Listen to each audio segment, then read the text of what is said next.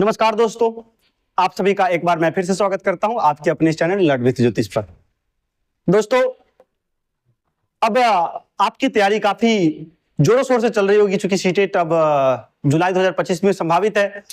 हो सकता है कि एग्जाम आपको अगस्त में देखने को मिल सकता है, नोटिफिकेशन भी मई के लास्ट तक या मई के फर्स्ट वीक में आपको देखने को जरूर मिल सकता है, लेकिन मई में नोटिफिकेशन आ जाएगा, फॉर्म भरना प्रारंभ हो जाएगा। ठीक है, तो हम लोग उसी कड़ी में आज हम लोग का IBS का तीसरा आज ये मॉक टेस्ट होने वाला है, जो कि आपको पता है कि हमारे जो ऑफलाइन संस्थान में हम टेस्ट लेते हैं वहां का ही एक सारा क्वेश्चन आपको देखने को मिलता है। सारा का सारा क्वेश्चन आपको वहीं पर देखने को मिलेगा। ठीक है, इसलिए वीडियो को अंत तक देखिएगा, क्योंकि अब हर एक क्वेश्चन का आपको सॉल्यूशन पूरा डीपली मिलने वाला है। और साथ ही साथ सभी जो ये क्वेश्चन होंगे सभी NCERT बेस्ड हैं। कहीं सभी सीटेट में पूछे गए क्वेश्चन है, एक भी क्वेश्चन ऐसा नहीं है कि जो पूछा नहीं गया होगा। इसलिए चाहे सीटेट हो या यूपीटेट हो या बीटेट हो, हर जगह से कहीं ना कहीं से ये जितने भी क्वेश्चन होंगे वो पूछे गए क्वेश्चन है। तो कह सकते हैं कि प्रीवियस ईयर भी क्वेश्चन आप इसको कह सकते हैं। ठीक है ना, तो वो सारे क्वेश्चन है, इसलिए वीडियो को अंत तक देखिएगा। और अंत में वीडियो अगर अच्छा लगे तो कमेंट करके हमें जरूर बताइएगा कि वीडियो कैसा लगा। ठीक है, चलिए चलते सीधे अब क्वेश्चन की तरफ। अब क्वेश्चन हमारा पहला कह रहा है,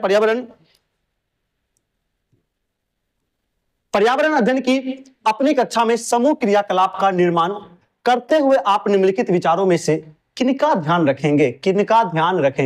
क्या कहा आपसे कि पर्यावरण अध्ययन की अपनी कक्षा में, यानी कि आप एक टीचर के रूप में बच्चों को पढ़ा रहे हैं, कैसे? समूह क्रियाकलाप। किस रूप में आप पढ़ा रहे हैं? समूह क्रियाकलाप के द्वारा आप निर्माण करते हैं, कक्षा का निर्माण करते हैं, तो आपको किन किन बातों का ध्यान रखना होगा? पहला ऑप्शन कह रहा है कि बच्चों की रुचियों का ध्यान हो, तो ये तो जाहिर सी बात है कि बच्चों की रुचि का ध्यान रखिएगा, तभी बच्चा समझ पाएगा, है ना, तभी बच्चा सीख पाएगा। तो ये तो होना चाहिए। इसमें मूल्यवान सामग्री लगी हो, ये नहीं भी होगा तो कोई दिक्कत नहीं है, होगा फिर भी, नहीं होगा फिर भी कोई दिक्कत नहीं है। तीसरा, लड़कों और लड़कियों को समान रूप से रुचिकर लगे। यह भी इंपॉर्टेंट है कि लड़के और लड़कियां को दोनों को समान रूप से रुचि लगे, ना कि सिर्फ लड़की को अच्छा लगे लड़का को अच्छा ना लगे, या लड़का को अच्छा लगे लड़की को अच्छा ही ना लगे। ठीक है, सभी धार्मिक और सांस्कृतिक पृष्ठभूमि के बच्चों को रुचिकर लगे, यानी कि सभी धार्मिक और सांस्कृतिक पृष्ठभूमि मतलब सभी प्रकार के, चाहे वो उच्च वर्ग हो, चाहे वो निम्न वर्ग हो, चाहे वो हिंदू हो, चाहे मुस्लिम हो, किसी भी वर्ग के बच्चे हो, सभी को रुचिकर लगे। जो हम क्लास बनाएंगे सभी को रुचिकर लगना चाहिए। तो इसका सही आंसर क्या हो जाएगा? 2 नंबर नहीं होगा, बाद बाकी सभी हो जाएगा। 1 2 3 नहीं, मतलब 1 2 और 1 3 और 4, 1 3 और 4, यानी कि बी नंबर इसका सही आंसर हो जाएगा। 1 3 और 4 क्वेश्चन समझ गए होंगे। कह रहा था आपसे कि पर्यावरण अध्ययन की अपनी कक्षा में समूह क्रियाकलाप का निर्माण करना है, आपको समूह के द्वारा बच्चों को पढ़ाना है। तो उस आप जो समूह बनाइएगा तो किन किन बातों का आपके अंदर ध्यान रहना चाहिए, वही क्वेश्चन पूछ रहा था। ठीक है, अब हम चलते हैं दूसरे नंबर क्वेश्चन पर, यानी कि 62 नंबर क्वेश्चन पर। ये सीधा सीधी जो हमारे ऑफलाइन टेस्ट होते हैं वहां से सीधा लिया गया क्वेश्चन है, कोई भी इधर उधर क्वेश्चन नहीं है।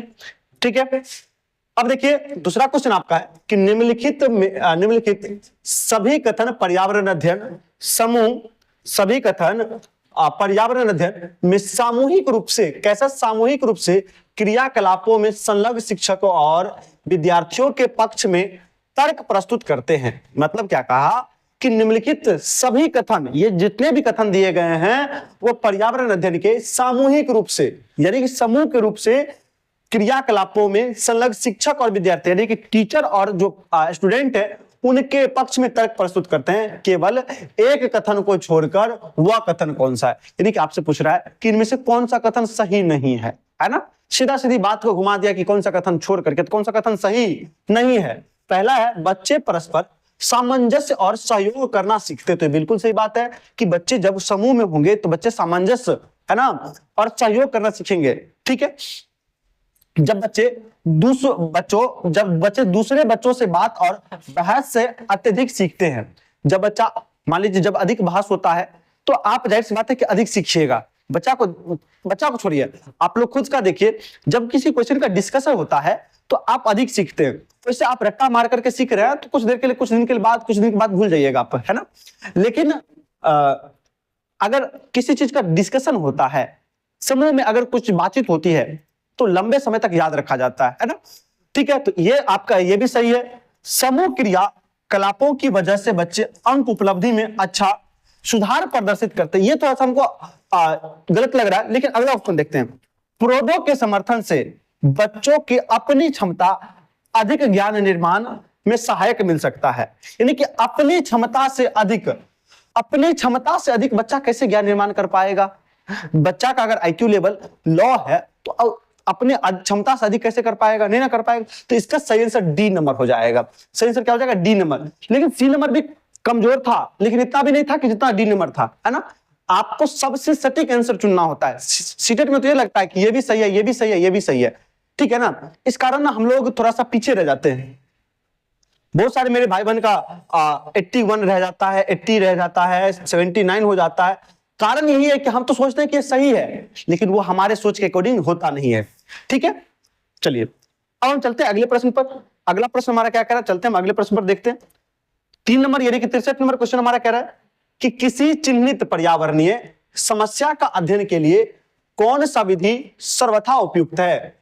किसी चिन्हित पर्यावरण समस्या, जैसे मान लीजिए प्रदूषण हो गया, है ना, यह चिन्हित पर्यावरण समस्या हो गया, उसके अध्ययन के लिए कौन सा यानी कि जो विधि होगा सबसे उपयुक्त होगा?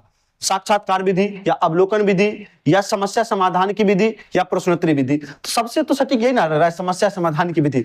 तब तो उसका समस्या समाधान हो पाएगा। आप कह सकते हैं इंटरव्यू से तो होगा कुछ नहीं, वहां सिर्फ बातचीत होंगी और हमको पता चल पाएगा, ठीक है।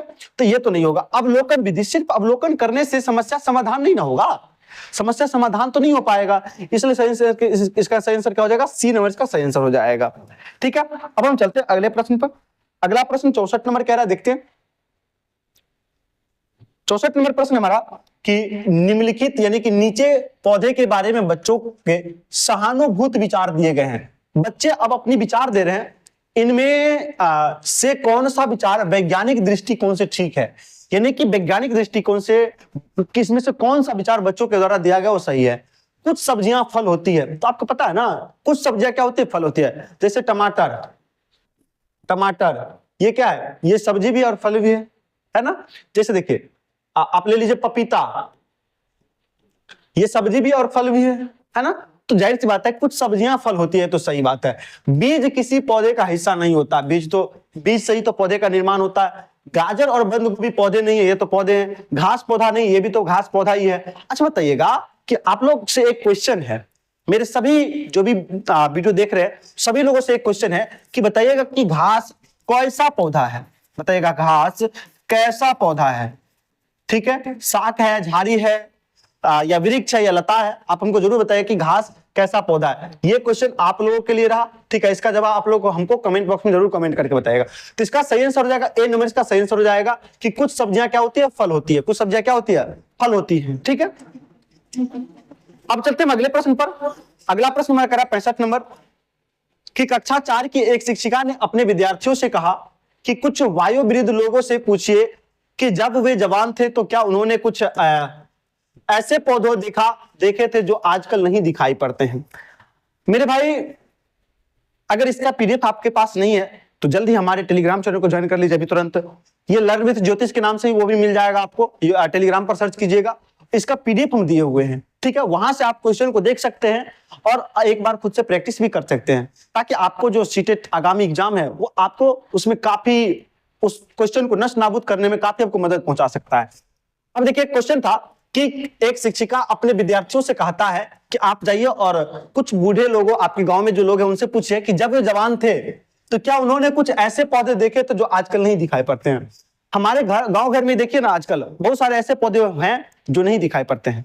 हम लोगों के गांव घर में पहले नीम का वृक्ष बहुत हुआ करता था, वो आजकल बहुत कम दिखाई पड़ते हैं। शीशम का वृक्ष बहुत हुआ करता था जो आजकल बहुत कम दिखाई पड़ते हैं, ठीक है। क्या उपरोक्त प्रश्न के पूछे जाने पर निम्नलिखित में से किस कौशल के आकलन की संभावना नहीं है? इसमें से कौन सा आकलन की संभावना नहीं है? क्या चर्चा या प्रश्न पूछना या अभिव्यक्ति या प्रयोग? अब देखिए जब यहां पर पूछा जाएगा तो चर्चा तो होगा ही होगा, प्रश्न पूछा ही जाएगा, अभिव्यक्ति यानी कि अपना अपना विचार तो रखेंगे। तो जब ये तीनों सही है तो जाहिर सी बात है कि डी नंबर प्रयोग, यहां पर कोई प्रयोग नहीं किया जा रहा है, यहां पर कोई प्रयोग नहीं किया जा रहा है। तो इसका सही आंसर क्या हो जाएगा? डी नंबर इसका सही आंसर हो जाएगा, ठीक है। उम्मीद करती है क्वेश्चन आपको अच्छा सब समझ में आ गया होगा। अब आप ये क्वेश्चन गलत नहीं करेंगे अगर एग्जाम में इस टाइप का क्वेश्चन पूछा जाता है तो। अब चलते हैं अगले प्रश्न पर। 66 नंबर, एक शिक्षक प्रत्येक बच्चे को अपने घरों की रद्दी सामग्री से कुछ उपयोगी वस्तु बनाने को कहता है। यानी कि क्या था क्वेश्चन कि प्रत्येक बच्चे को अपने घरों की रद्दी सामग्री, यानी कि हमारे घर में जो सामान जो उपयोग के नहीं है ना, उनसे कुछ सामग्री उपयोगी वस्तु बनाने के लिए कहता है। शिक्षक शैक्षिक अभिप्राय नहीं है, यानी कि जो शिक्षक का कौन सा अभिप्राय इसमें से नहीं है, क्या नहीं सोचते हैं शिक्षक और क्या सोचते हैं। पूरे से बड़ी श्रेष्ठ विद्यार्थी की प्रदर्शनी आयोजित करना, यानी कि पूरे से श्रेष्ठ विद्यार्थी, श्रेष्ठ विद्यार्थी कहने का मतलब जो पूरा से अब उसके रचनात्मकता को पहचानना है ना, जो क्रिएटिविटी को पहचाना कि जैसे मान लीजिए कि कोई गांव घर में देखते हैं हम लोग, जब हम लोग बच्चे थे तो एरोप्लेन बना करके, कोई नाव बना करके, है ना, तो उस नष्ट जो पेज नष्ट होता था उससे कुछ ना कुछ क्रिएटिविटी होता था।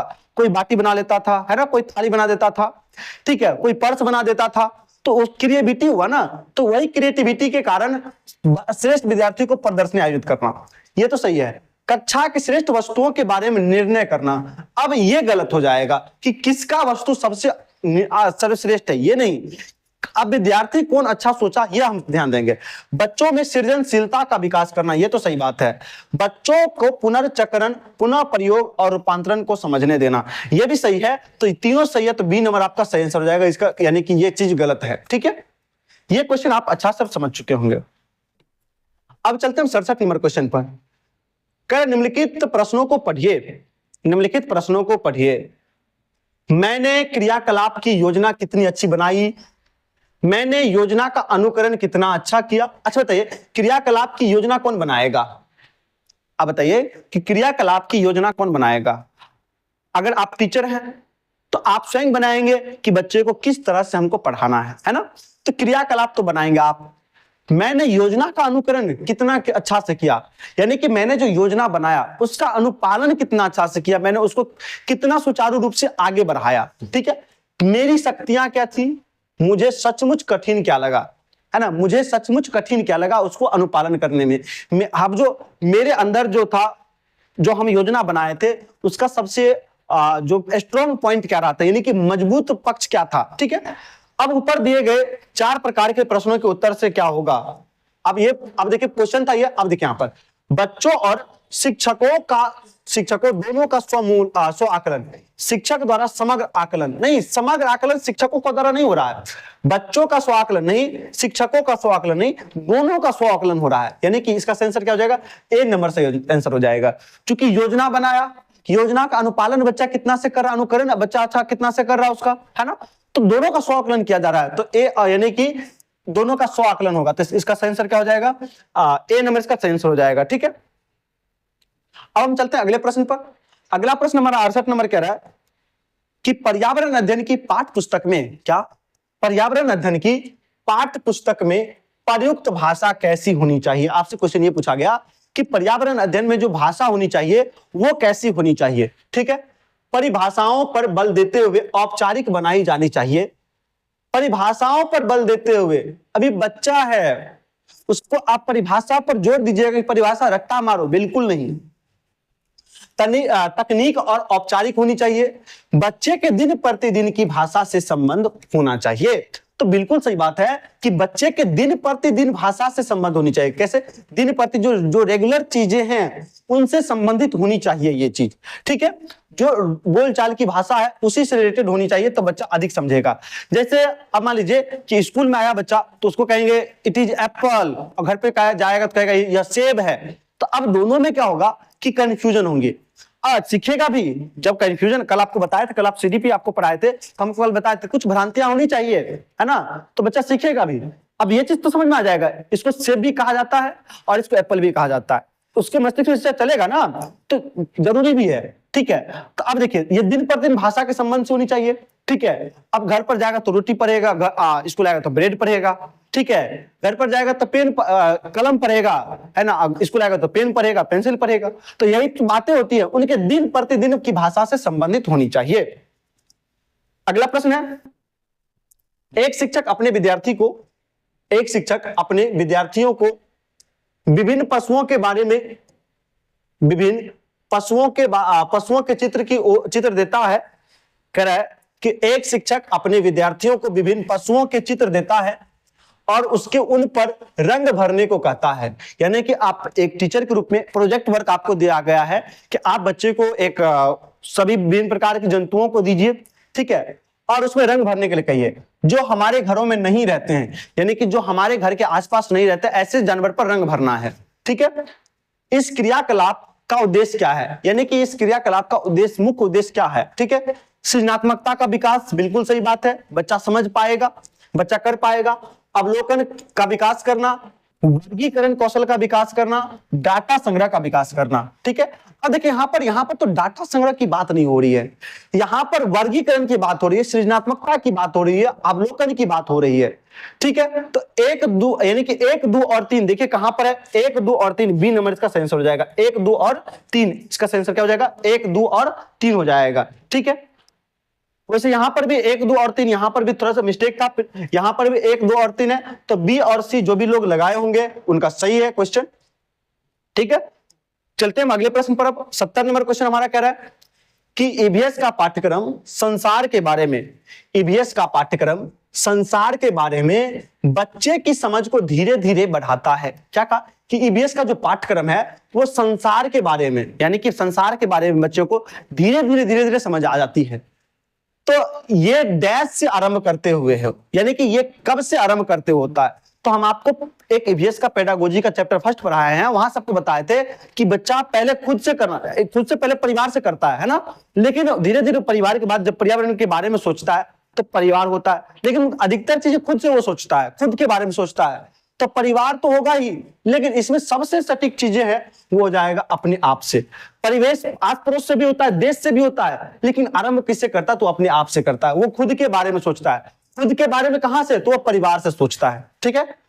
तो इसका आंसर क्या हो जाएगा, बी नंबर का आंसर हो जाएगा, ठीक है। इसका आंसर क्या हो जाएगा, बी नंबर का आंसर हो जाएगा। अब चलते हैं अगले प्रश्न पर। अगला प्रश्न हमारा कह रहा है कि पर्यावरण मुद्दों को समझने के लिए ईवीएस पढ़ाने वाले शिक्षकों को विद्यार्थियों में कौन सा परिप्रेक्ष्य विकसित करने की आवश्यकता है। जो ईवीएस है इसको पढ़ाने वाले शिक्षक को, मान लीजिए हमें ईवीएस पढ़ा रहा है तो हमें विद्यार्थी में कौन सा परिप्रेक्ष्य विकसित करने की आवश्यकता है। बहुविषयक परिप्रेक्ष्य, अनुशासनात्मक परिप्रेक्ष्य, या वैश्विक परिप्रेक्ष्य, या पर्यावरण का संरक्षण और सुरक्षा परिवेश। हम सोच सकते हैं कि आप वैश्विक परिप्रेक्ष्य नहीं लगाए होंगे, अनुशासनात्मक पक्ष नहीं लगाए होंगे, लेकिन आप पर्यावरण का संरक्षण और सुरक्षा लगा सकते हैं। लेकिन आप समझिए कि ईवीएस है क्या, ईवीएस जो है वो है क्या, आपको पता ना कि ये इंटीग्रेटेड है, यानी कि एसएसटी और प्लस साइंस है ना, ये सब दोनों को मिला करके बनाया गया। इनके पास अगर बहुविषयक जानकारी होंगी, तो बच्चा अधिक समझेगा, अधिक सीखेगा, ठीक है। तो इसका सही आंसर क्या हो जाएगा, ए नंबर इसका सही आंसर हो जाएगा, ठीक है। अब हम चलते हैं अगले प्रश्न पर। 72 नंबर हमारा प्रश्न है, देखते हैं, ध्यान दीजिएगा, एक एक प्रश्न को ध्यान से देखिएगा और समझिएगा। पर्यावरण अध्ययन अधिगम के निम्न स्वरूप में से किन स्वरूपों के बारे में है। पर्यावरण जो अध्ययन है यह अधिगम के किन स्वरूपों के बारे में है। क्या पर्यावरण अध्ययन तथ्यात्मक होता है, तो बिल्कुल होता है। तथ्यात्मक मतलब क्या, जो तथ्य चीजें होती है, जैसे प्रदूषण हो गया, वायुमंडल हो गया, जल हो गया, वायु हो गया, तो ये तो तथ्यात्मक होता है। अनुभवात्मक होता है, ये भी होता है। प्रयोगात्मक होता है, तो ये भी होता है। तो 1, 2 और 3 तीनों चीजों का जो कि आपको कहीं भी नहीं दिख रहा है, ठीक है। तो ए यानी कि ए बी सी हो जाएगा, ए बी और सी, इसका तीनों आंसर हो जाएगा सी नंबर, ए बी सी, या यहां भी दे दीजिए ए बी सी। हम आपको बता दें कि तीनों सही है, तथ्यात्मक भी होगा, अनुभवात्मक भी होगा और प्रयोगात्मक भी होगा, ठीक है। अब चलते हैं अगले प्रश्न पर।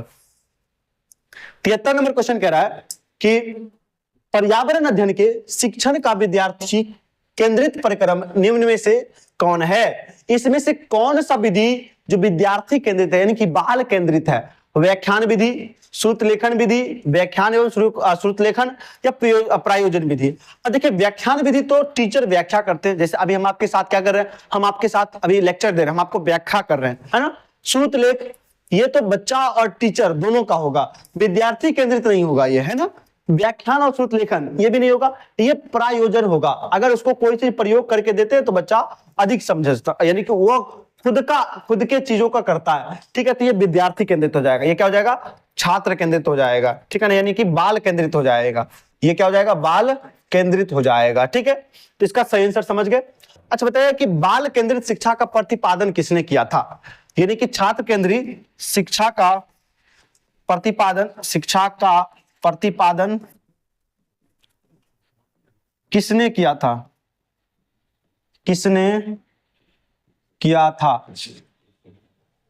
इसका जवाब आप लोग हमको जरूर कमेंट बॉक्स में कमेंट कीजिएगा कि छात्र केंद्रित या बाल केंद्रित, इसको शिक्षा भी कहते हैं, कि बाल केंद्रित शिक्षा का प्रतिपादन किसने किया था, ठीक है। अब चलते हैं अगले प्रश्न पर। अगला प्रश्न हमारा है कि पर्यावरण अध्ययन किस प्रकार का विषय है? पर्यावरण अध्ययन किस प्रकार का विषय है? कैसा विषय? जिसमें अन्य विषय समाहित हो, या विषयक हो, या अंतर विषयक हो, या अंतरा विषयक हो। जिसमें अन्य विषय समाहित हो। आपको पता है ना कि इसमें दो चीजें आपको भी बताया कि एसएसटी और साइंस मिलाकर के इसको बनाया गया है, इंटीग्रेटेड किया गया है। तो ये तीनों, इस दोनों सब्जेक्ट को मिलाकर के इंटीग्रेटेड किया गया। तो ये कैसा? जिसमें अन्य विषय क्या हो? समाहित हो। तो ये कैसा सब्जेक्ट हो जाएगा? जिसमें अन्य विषय समाहित हो, ठीक है। ये क्वेश्चन अब आपको समझ में आ गया होगा। हम चलते हैं अगले प्रश्न पर। अगला प्रश्न हमारा कह रहा है 75 नंबर, जो कि ईवीएस पेडागोजी का लास्ट क्वेश्चन है। अब देखिए, गतिविधि है। अब गतिविधि क्या है? एक्टिविटी जो होता है पर्यावरण में, सबसे ज्यादा चीजें एक्टिविटी पर आधारित होती है, ठीक है। एक्टिविटी जैसे समझिए कि आप कोई भी बुक होगा, उसके लास्ट में देखिएगा, जो एनसीईआरटी का बुक होता है, एक्टिविटी उसमें देखिएगा कि उसमें एक्टिविटी लास्ट में दिया होता है, ठीक है। पाठ्य पुस्तक में दिए गए सिद्धांतों का पुष्टिकरण, एक स्वतंत्र अन्वेषण, बच्चों को सीखने में सहायक करना, अवधारणाओं को प्रस्तुत करने का तरीका। ये हो जाएगा एक स्वतंत्र अन्वेषण, यानी कि एक स्वतंत्र, यहां पर स्वतंत्र नहीं, स्वतंत्र अन्वेषण, ठीक है ना। एक स्वतंत्र अन्वेषण यानी कि एक स्वतंत्र खोज। एक्टिविटी दिया ही होता है इसलिए कि बच्चा खुद से कर सके और कुछ नया कर सके, इस कारण से उस पर दिया होता है। इसका सही आंसर क्या हो जाएगा? एक स्वतंत्र अन्वेषण, ठीक है। अब हम चलते हैं अगले प्रश्न पर। 76 नंबर प्रश्न है हमारा कि जो व्यक्ति जंगल में कम से कम 25 वर्षों से रह रहे हैं, उसका उस जंगल भूमि पर उसमें पैदा होने वाली वस्तुओं पर अधिकार है।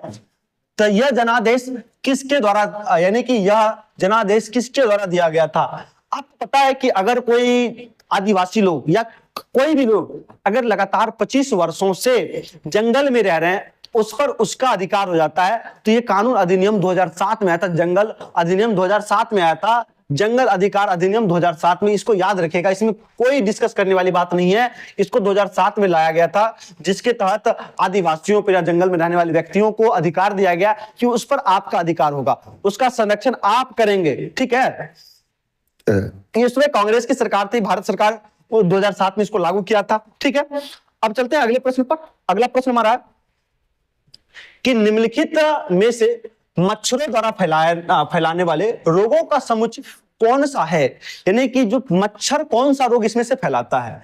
क्या मियादी बुखार, हैजा, चिकनगुनिया तो होता है, लेकिन हैजा मच्छर से नहीं फैलता है, ये गंदे पानी से होता है, गंदे भोजन से होता है। मलेरिया होता है, लेकिन एचआईवी वायरस से होता है, एड्स वायरस से होता है, ठीक है ना। डेंगू होता है मच्छर से, ठीक है, लेकिन ये एचआईवी एड्स नहीं होगा। एचआईवी एड्स वायरस से होता है, एचआईवी एड्स वायरस से होगा तो ये भी नहीं होगा। डेंगू, मलेरिया और चिकनगुनिया, यानी कि तीनों इसका सही आंसर हो जाएगा। डी नंबर इसका सही आंसर हो जाएगा। डेंगू भी। अच्छा बताइएगा कि डेंगू किस मच्छर के काटने से होता है? डेंगू जो है वो किस मच्छर के काटने से होता है? किस मच्छर के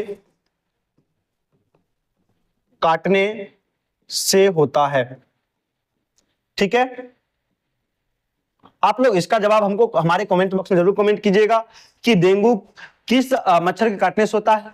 अच्छा, आपको पता होगा कि हमारे शरीर में प्लाज्मोडियम पाया था, मलेरिया का टेस्ट उसी से किया था, प्लाज्मोडियम से। चिकनगुनिया भी मच्छर के द्वारा ही फैलाया जाता है। अच्छा बताइएगा कि मच्छर का जो फैलाव होता है उसको रोकने के लिए हम किस चीज का प्रयोग करते हैं? जैसे आपके घर के आसपास अगर गंदा पानी हो या स्वच्छ पानी भी हो, उसमें भी स्वच्छ पानी में मच्छर होता है, स्वच्छ पानी हो वहां पर, तो उसको किस प्रकार से मच्छर के प्रजनन को हम लोग रोकते हैं? इसका जवाब भी अगर आपके पास हो तो कमेंट बॉक्स में कमेंट जरूर कर सकते हैं, ठीक है। अगला क्वेश्चन हमारा है कि निपेंथिस घटपर्णी पौधा है, इसका मुंह छोटी छोटी कांटियों से ढका होता है। नहीं, इसका मुंह तो एक घड़े के आकार का ये होता है और इसका मुंह पत्ता से ढका होता है ना, ढक्कन होता है। तो ये किस आकार का होता है? घड़े की आकार का होता है। किस आकार का? घड़े की आकार का होता है, मटके के आकार का होता है। ये भारत में नहीं पाया जाता, भारत में पाया जाता है। भारत के साथ साथ ऑस्ट्रेलिया और इंडोनेशिया, ठीक है। और बताइए कि भारत में कहां पाया जाता है ये? तो भारत के मेघालय में, ठीक है ना, भारत के मेघालय में कहां? तो आपको याद होता है, आप एक पढ़े कि गारो खासी जयंतिया पहाड़ी है। क्या चीज? गारो खासी और जयंतियां, ये तीनों जो पहाड़ी हैं, यहीं पर निपेंथिस पौधा पाया जाता है। कह रहे मेढकों, कीड़े मकोड़े और चूहे को चालाकी से फंसाकर खा जाता है। यानी कि चालाकी से फंसाकर कहने का मतलब हुआ एक मोहक, ठीक है ना, एक मोहक गंध निकालता है ये, ठीक है ना, एक मोहक ये गंध निकालता है, जिसके कारण उसमें आकर के वो फंस जाते हैं और वो उसका वो भक्षण कर लेता है। कीड़े मकोड़े को आकर्षित करने के लिए उच्च तारत्व की ध्वनियां निकालती है, ध्वनि नहीं निकालता है, ये मोहक गंध निकालता है, जिसके कारण वो उसकी ओर आकर्षित हो जाते हैं और उसमें फंस जाते हैं। अच्छा, ये किसके पूर्ति के लिए? तो नाइट्रोजन की पूर्ति के लिए कीटों का भक्षण करते हैं। नाइट्रोजन की पूर्ति के लिए कीटों का भक्षण करते हैं। अच्छा, आप लोग से एक और क्वेश्चन यहां से कि ये स्वपोषी है या विषमपोषी है, ठीक है ना, ये स्वपोषी है या विषमपोषी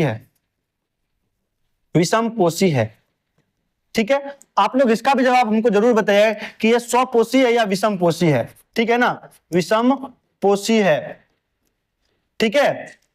इसका भी जवाब आप लोग को हमको कमेंट बॉक्स में जरूर कमेंट कीजिएगा, ठीक है। तो इसका सही आंसर क्या हो जाएगा? सी नंबर इसका सही आंसर हो जाएगा कि मेढक और चूहे को चालाकी से फंसाकर खा जाता है। अब है 79 नंबर क्वेश्चन कि हमारे निम्न में से हमारे देश के पेट्रोलियम उत्पादक क्षेत्रों के युगल को चुनिए। अब यहां पर इसमें से कहां पर जो पेट्रोलियम पाया जाएगा वो आपसे पूछा जा रहा है। क्या असम में? तो बिल्कुल असम में पाया था, गुजरात में भी पाया था, इसका सही आंसर क्या हो जाएगा? ए नंबर इसका सही आंसर हो जाएगा। गुजरात में पाया था लेकिन तमिलनाडु नहीं, बॉम्बे बिहार बॉम्बे है नहीं। उत्पादक कह रहा है आपसे, रिफाइनरी है बिहार में भी, बिहार के बरौनी में रिफाइनरी है, ठीक है। बॉम्बे है भी रिफाइनरी के लिए प्रसिद्ध है, लेकिन इसका सही आंसर क्या हो जाएगा? ए नंबर इसका सही आंसर हो जाएगा असम और गुजरात। अब चलते हैं अगले प्रश्न पर, थोड़ा सा इसको सही कर लेते हैं। अगला प्रश्न से पहले ध्यान दीजिएगा, क्वेश्चन हमारा है 80 नंबर कि हमारे देश के लगभग सभी भागों में मिर्च का उपयोग भोजन के पकाने में किया जाता है। आपको भी पता होगा कि हम लोग मिर्च बड़े चाव से खाते हैं, ठीक है। हमारे देश में मिर्च लगाने वालों व्यापारी कहां से आए थे? सर्वप्रथम जो हमारे देश में जो मिर्च लगाए थे व्यापारी कहां से आए थे? उज्बेकिस्तान से नहीं, दक्षिण अमेरिका से। कहां से आए थे ये? दक्षिण अमेरिका से आए थे, ठीक है। अच्छा, बताइएगा आप लोगों से एक और क्वेश्चन यहां पर। देखिए, आप अगर वीडियो देख रहे हैं तो आपसे ये 30 क्वेश्चन नहीं, बहुत सारे क्वेश्चन आपको देखने को मिल रहे होते हैं, ठीक है। अब आपसे एक और क्वेश्चन हम आपसे पूछ लेते हैं कि बताइएगा कि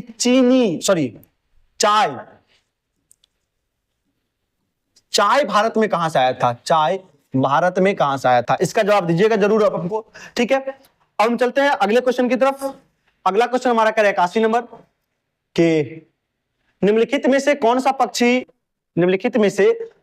सा पक्षी कैक्टस पौधे के कांटों के बीच अपना घोंसला बनाता है? शकरकोरा तो ये लटकता हुआ होता है, इसका जो घोंसला होता है वो लटकता हुआ होता है, वया नहीं। कलचीरी तो अपना जो होता है वो चिर करके, ठीक है ना। लेकिन फाख्ता, ठीक है, ये फाख्ता इसका सही आंसर हो जाएगा। जो फाख्ता होता है वो अपना जो घोंसला होता है वो कैक्टस के कांटों के बीच में बनाता है और वहीं पर अपना अंडा देता है। वैसे घोंसला ये लोग बनाता क्यों है? तो घोंसला बनाता है सिर्फ और सिर्फ अंडा देने के लिए। घोंसला किस लिए बनाता है? अंडा देने के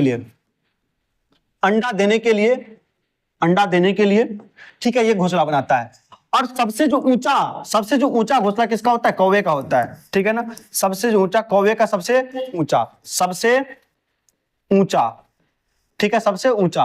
लेकिन ऊंची डाली पर, सबसे ऊंची डाली पर, ठीक है। लेकिन सबसे जो ऊंचा होता है, सबसे ऊंचा वो होता है चील का, ठीक है ना। चील का भी सबसे ऊंचा होता है चील का, ठीक है। इतना चीज समझ गया। अब हम चलते हैं अगले क्वेश्चन पर। अगला क्वेश्चन है कि हमारे पर्यावरण को बचाने के लिए 3 प्रकार के आर, यानी कि ट्रिपल आर, ठीक है ना, 3 प्रकार के आर। इसका तात्पर्य किस चीज से है? रियूज से। रियूज मतलब होता है पुनः उपयोग, रिड्यूस मतलब कम उपयोग, रिसाइकल मतलब पुनर्उपयोग, ठीक है, मतलब उसका पुनर्चक्र करना। रिड्यूस, रियूज और रिसाइकल, इसका सेंसर का बी नंबर हो जाएगा। रिड्यूस, रियूज और रिसाइकल, इसका सेंसर क्या हो जाएगा? बी नंबर हो जाएगा। रिड्यूस, रियूज और रिसाइकल, यानी कि सबसे पहले कम उपयोग करेंगे, उसका पुनर्उपयोग करेंगे, फिर से उसका उपयोग करेंगे, ठीक है ना, तो इसका सेंसर क्या हो जाएगा? बी नंबर इसका सही आंसर हो जाएगा, ठीक है। अब हम चलते हैं अगले प्रश्न पर। अगला प्रश्न हमारा क्या है, देखते हैं 83 नंबर। जल प्रदूषण अथवा जल जनित रोगों का एक उदाहरण निम्न में से कौन सा है? डिप्थीरिया, टंसाइलिटिस, अतिसार, मतलब इसका मतलब डायरिया होता है, डायरिया, ठीक है, डायरिया। इसका सेंसर क्या हो जाएगा? ये अतिसार ही हो जाएगा कि जल प्रदूषण से, इसके जल प्रदूषण से हैजा भी होता है। क्या चीज? हैजा भी होता है, यानी कि प्रदूषित जल से, ठीक है, हैजा होता है, पेचिस भी हो जाता है, पेचिस, ठीक है, इससे हैजा पेचिस भी होता है, प्रदूषित जल से ही होता है, ठीक है। अब अगला क्वेश्चन हमारा है कि जब कोई सपेरा, क्या, जब कोई सपेरा यानी कि अपने वाद्य यंत्र, यानी उसको क्या कहते हैं? बीन कहते हैं। जब कोई सपेरा अपने बीन को बजाता है तो सांप उनकी ध्वनि पर अपना सिर को इधर उधर घुमाता है ना, नागिन डांस करता है, इधर उधर घुमाता है, ठीक है। आपके विचार से सांप वाद्य यंत्र के प्रति अनुक्रिया कैसे कर रहा है? जब बीन बजाता है कोई, उसके ऊपर नाचते रहता है ना, आप लोग भी किए होंगे नागिन डांस, ठीक है, तो वो नाचता कैसे है? वो जो सांप है उस पर नाचता कैसे है? आपको पता है ना कि वो चक्षु सर्वा, यानी कि उसके पास कान नहीं होता, हमारे पास कान है ना, लेकिन सांपों के पास कान नहीं होता, तो सुनता कैसे है? आपसे क्वेश्चन वही पूछा गया है। उस वाद्य यंत्र द्वारा उत्पन्न कंपनों के प्रति अनुक्रिया करके, बिल्कुल सही बात है कि वो जो वाद्य यंत्र है ना, उसके प्रति अनुक्रिया करके वो सुन पाता है, ठीक है, लेकिन उसके पास कान नहीं होता है। उस वाद्य यंत्र को सूंघ करके कैसे समझ पाएगा? अब हमको वो समझ, हमको भी नहीं सुन पाता वो, लेकिन हम लोग जब चलते हैं तो आहट उत्पन्न होती है, उस आहट को पहचान लेता है, हमारी आहट को वो पहचान लेता है, जिस कारण से हमें वो लगता है कि उसे हम हानि पहुंचाने के लिए आ रहे हैं, जिस कारण से वो हमें हानि पहुंचा देता है, हमें डंस लेता है, ठीक है। अच्छा बताइए कि भारत में कितने प्रकार के जहरीले सांप पाए जाते हैं? भारत में 4 प्रकार के जहरीले सांप पाए जाते हैं, ठीक है। इसका नाम बताइएगा। कोबरा, ठीक है, करेत, अफाई और दुबाई, ठीक है ना, अफाई और दुबाई, ये 4 प्रकार के जहरीले सांप भारत में पाए जाते हैं।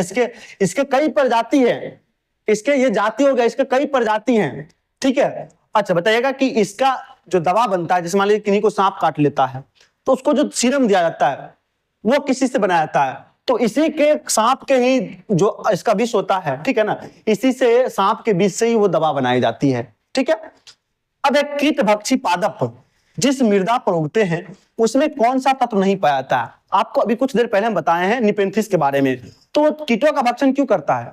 तो नाइट्रोजन की पूर्ति के लिए। किसके लिए? नाइट्रोजन की पूर्ति के लिए। तो वहां पर जाहिर सी बात है कि नाइट्रोजन का कमी होगा, तब तो है ना कि नाइट्रोजन की कमी होगी, इसलिए वो पौधा उगेगा, वहां पर कीटों का भक्षण करेगा, तो इसका सेंसर क्या हो जाएगा? नाइट्रोजन।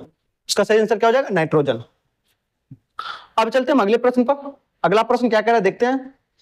अगला प्रश्न है 86 नंबर कि मानवों के पेट में, एक मिनट, मानवों के पेट में अमाशय रस की प्रकृति होती है। आपको पता है कि हम जो खाना खाते हैं उसका पाचन होता है, हम जो खाना खाते हैं उसका पाचन होता है, किसके कारण? तो हाइड्रोक्लोरिक अम्ल के कारण, HCl, हाइड्रोक्लोरिक अम्ल के कारण। तो इसकी प्रकृति कैसी होती है? क्या ये अम्लीय होता है या क्षारीय होता है या उदासीन होता है या उभयधर्मी होता है? दोनों गुण को प्रदर्शित करने वाला। वह भोजन पचाने में सहायक होता है तो अम्लीय होता है, ठीक है ना। क्या होता है? अम्लीय होता है। और किस अम्ल के कारण? तो हाइड्रोक्लोरिक अम्ल के कारण, HCl अम्ल के कारण हमें पाचन करते हैं, हमारा शरीर भोजन का पाचन करता है। चलिए, बहुत ही अच्छा क्वेश्चन, मैप से क्वेश्चन रिलेटेड है। उम्मीद करते हैं कि आप लोग जो हमारे चैनल पर अभी मैप का वीडियो उपलब्ध है वो देख लिए होंगे। अगर वो देखे होंगे तो आपसे ये क्वेश्चन बन चुका होगा। दिल्ली की स्थिति के सापेक्ष पटना और मुंबई की दिशाएं क्रमशः है। पटना और मुंबई की दिशाएं क्रमशः है। मान लीजिए हम ये थोड़ा सा मैप बना लेते हैं, अब ज्यादा बनाने की जरूरत है नहीं। यहां पर दिल्ली उपलब्ध है, ठीक है, यहां पर दिल्ली उपलब्ध है, और यहां पर मुंबई है, और यहां पर बिहार है ना, यहां पर बिहार है। अब दिल्ली के सापेक्ष किसके सापेक्ष? दिल्ली की स्थिति के सापेक्ष पटना और मुंबई की दिशाएं। सबसे पहले यहां पर दे दीजिए एक एक्स का निशान, ठीक है, यहां पर बना लीजिए एक्स का निशान। अब यहां से देखिए कि ये किस दिशा में है, आपको पता ऊपर में उत्तर है और इधर ये पूरब है और इधर ये पश्चिम है और नीचे में दक्षिण है, ठीक है। अच्छा देखिए तो ये किस दिशा में है, तो नीचे दक्षिण और इधर पूरब, तो पूरब दक्षिण, यानी कि जो बिहार की दिशा पटना की दिशा होगी वो पूरब दक्षिण होगी, ठीक है ना, यानी कि पूरब दक्षिण होगी या दक्षिण पूर्व होगी। देखिए यहां पर दिया दक्षिण पूर्व और कहीं दक्षिण पूर्व दिया नहीं गया है, दक्षिण पूर्व कहीं दिया नहीं गया, पहले दक्षिण पूर्व का, यानी कि इसका आंसर क्या होगा? B number. लेकिन समझिए कि ये किस दिशा में है, तो इधर से कीजिए आप, ये कौन सा दिशा, ये कौन सा दिशा? दक्षिण, और ये कौन सा दिशा? पश्चिम। तो देखिए दक्षिण पश्चिम है ना, ये दक्षिण और ये पश्चिम, ये दक्षिण और ये पश्चिम, तो इसका सही आंसर क्या हो जाएगा? बी नंबर इसका सही आंसर हो जाएगा, ठीक है। अगर आपको इस तरह का और वीडियो चाहिए आप हमको कमेंट बॉक्स में कमेंट करके जरूर बताएंगे कि आपको फिर से क्या मैप को समझाने के लिए इस तरह के जो प्रश्न आते हैं दिशा वाले, ठीक है, वो आपको अगर आपको चाहिए सिर्फ और सिर्फ उसी का कंटेंट और क्वेश्चन सभी, तो आप हमको कमेंट बॉक्स में कमेंट करके जरूर बताइएगा, हम आपको बताने का प्रयास जरूर करेंगे। अब 88 नंबर क्वेश्चन है कि मणिपुर की राजधानी कहां है? आई डोंट नो, मुझे नहीं आता कि मणिपुर की राजधानी कहां है। इससे अच्छा क्वेश्चन आपको ईबी से मिलेगा भी नहीं। अब बताइए कि मणिपुर की राजधानी कहां है? शिलोंग किसकी राजधानी है? ईटानगर किसकी राजधानी है? अगरतला किसकी राजधानी है? और इम्फाल किसकी राजधानी है? बताइए। मेघालय की राजधानी कहां पर है? शिलोंग है, ईटानगर आपको पता अरुणाचल प्रदेश, और अगरतला त्रिपुरा की राजधानी कहां पर? अगरतला। अब तो बता ही दिए सर आप ही, है ना, तो जाहिर सी बात बता दिए, तो मणिपुर की राजधानी कहां पर? इम्फाल है, ठीक है। अच्छा तो आप बताइएगा, हम थोड़ा सा आपसे पूछते चले कि तिरुवनंतपुरम किसकी राजधानी है? आपसे क्वेश्चन था कि तिरुवनंतपुरम किसकी राजधानी है, ठीक है। इसका जवाब आप हमको कमेंट बॉक्स में कमेंट कीजिएगा। अब अगला प्रश्न है कि निम्न में से कौन सा राज्य सीमा, राज्य का सीमा उड़ीसा राज्य से नहीं लगता है? उड़ीसा राज्य से नहीं लगता है, तो मेरे भाई मैप थोड़ा सा मस्तिष्क में लाइए। यहां पर है उड़ीसा, ठीक है, और इधर है पश्चिम बंगाल, इधर पश्चिम बंगाल है, इधर आपको दिखता है कि नीचे में आंध्र प्रदेश है, इसके बगल में कौन सा है? आंध्र प्रदेश है, इधर तेलंगाना हो जाता है, ऊपर में झारखंड हो जाता है, ठीक है ना। तो देखिए इसमें कौन कौन सा है, पश्चिम बंगाल है तो ये तो होगा, झारखंड भी है और आंध्र प्रदेश भी है, लेकिन मध्य प्रदेश तो यहां पर हो जाता है ना, यहां पर राजस्थान और यहां पर मध्य प्रदेश के नीचे छत्तीसगढ़ है ना, मध्य प्रदेश के नीचे छत्तीसगढ़ है, तो ये तो होगा नहीं, ठीक है। तो सही, इसका सही आंसर क्या हो जाएगा? मध्य प्रदेश। इसका सही आंसर क्या हो जाएगा? मध्य प्रदेश हो जाएगा, ठीक है। अभी तक ये सारा क्वेश्चन आपको कैसा लगा? कमेंट बॉक्स में एक कमेंट मेरे लिए जरूर कीजिएगा, ठीक है, ताकि हम समझ सके कि आप वीडियो को पूरा देखते हैं और आपको वीडियो पसंद आती है, और हम आपके लिए और भी अच्छा अच्छा कंटेंट लाने का प्रयास करेंगे। आज का ये लास्ट क्वेश्चन 90 नंबर, और मैथ पे आधारित ये क्वेश्चन है, दिशा पे आधारित क्वेश्चन है। कह रहा है अंशिका 40 किलोमीटर उत्तर दिशा में जाती है। मान लीजिए कि अंशिका का घर यहां पर है, अंशिका का घर यहां पर है। अब ये 40 किलोमीटर उत्तर कहने का मतलब ऊपर गया है, ऊपर गई है, 40 किलोमीटर ऊपर गई है, फिर वो बाईं मुड़ जाती है। अब ये इस दिशा में चल रही है, तो बाईं इधर हुआ तो बाईं मुड़ जाती है, बाईं मुड़ गई है। ये 7 किलोमीटर चली है, कितना किलोमीटर? ये घूम करके 7 किलोमीटर चली है, और फिर दक्षिण दिशा में, फिर यहां से देखिए ये दक्षिण दिशा में 100 किलोमीटर, कितना किलोमीटर? यानी कि 100 किलोमीटर, 100 किलोमीटर के बाद अंत में वो स्वयं को बाएं, देखिए यहां पर अब चल रही है, तो यहां से चल रही है तो बाएं किधर होगा? इधर होगा। बाएं चले किधर होगा? इधर होगा। तो बाएं 120 किलोमीटर जाती है, यानी कि बाएं कहां जाती है? 120 किलोमीटर, 120 किलोमीटर जाती है, ठीक है। अब अंशिका से अपने प्रारंभिक स्थान से किस दिशा में है? अब देखिए यहां पर ये इसका प्रारंभिक स्थान हुआ, यहां पर पहले क्या कीजिए? एक्स का निशान बना लीजिए। ये किस दिशा में है? यहां पर देख लीजिए, ये हो जाएगा आपको पूर्व और ये हो जाएगा दक्षिण, तो दक्षिण पूर्व इसका आंसर हो जाएगा। देखिए दक्षिण पूर्व कहां पर है? 3 नंबर में इसका सही आंसर है। कैसा लगा वीडियो? ये कैसे समझ में आया?